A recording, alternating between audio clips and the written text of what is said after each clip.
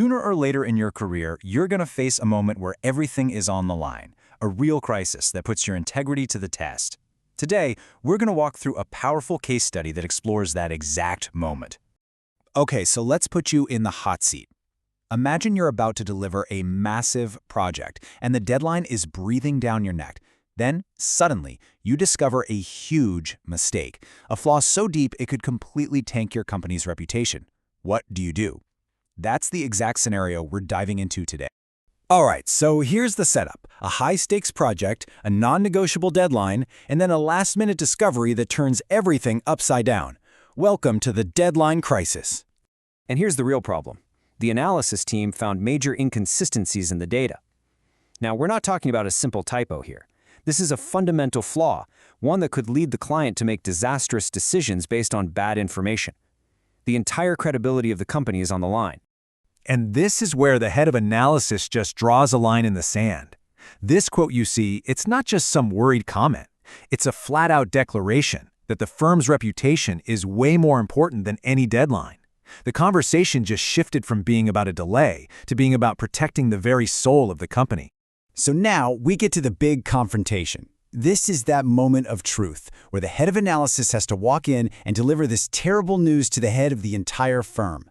This single conversation is going to decide the company's future. And the initial reaction? Well, it's pretty much what you'd expect, a blast of pure frustration. The head of the firm is blunt. I'm very frustrated. Missing the deadline is unacceptable. There's no sugarcoating it. The pressure is on, and it's immediate. But watch how the head of analysis handles this pressure. No excuses. He owns it, takes full responsibility. Then, and this is key, he brilliantly reframes the problem. This isn't about being late anymore. It's about risking the company's professional and ethical standards. And this brings us to a classic leadership dilemma, right? It's that fork in the road every leader eventually faces. The choice between the easy, short-term fix and protecting integrity for the long haul. It's the ultimate battle of values versus cost. This slide really breaks it down perfectly.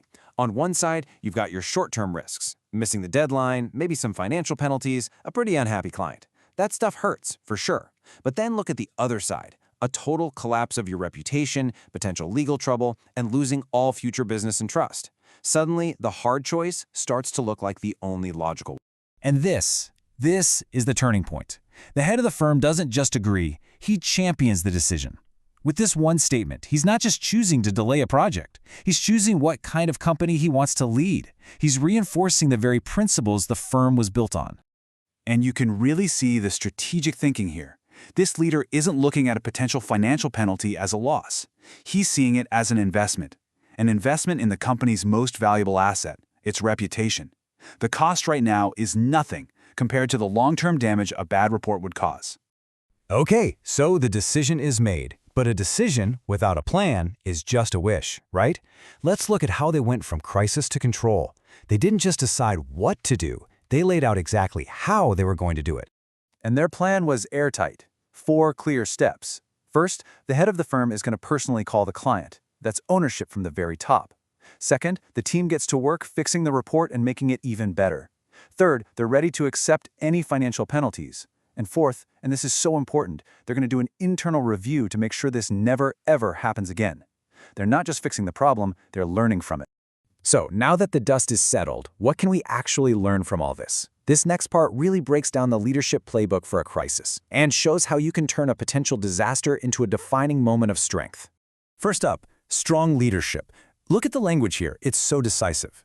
We will not compromise our values. I will call the client personally. But also notice that last line. I still trust your judgment.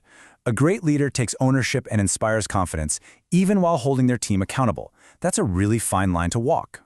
Next, let's talk about effective communication.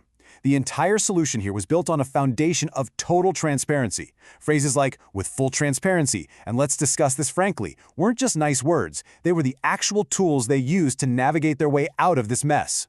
And then there's accountability and problem solving. This is huge. It all started with, I take full responsibility, and it ended with a commitment to a formal review. But the most powerful part? They decided to encourage the very integrity that brought the problem to light in the first place. That's how you build a culture of trust. And finally, strategic decision-making. The real lesson here is that sometimes truly serving your client means putting their best interests ahead of your own short-term comfort. Believing that clients will ultimately respect that honesty and courage, well, that's a powerful strategic bet to make.